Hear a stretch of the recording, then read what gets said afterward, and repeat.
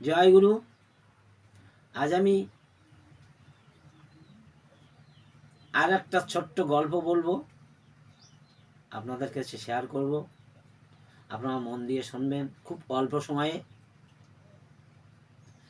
আজ রামকৃষ্ণ পরমহংসদেবের প্রিয় ভক্ত, তার কথাই বলবো, স্বামী বিবেকানন্দ।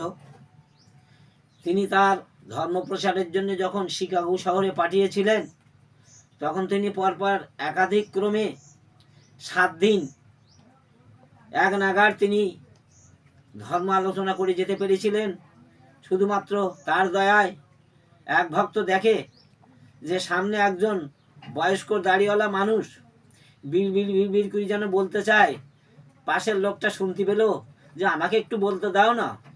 তো একাধারে যখন স্বামী বিবেকানন্দ বলে যাচ্ছে, তো বলার শেষে যখন বেরিয়ে এসেছে, তখন বলছে, দাদা আপনার সামনে একজন লোক বসে বিড় করে বলে যে আমাকে একটু বলতে দাও, আমাকে একটু বলতে দাও, কিন্তু আপনি কেন তাকে বলতে দেন না?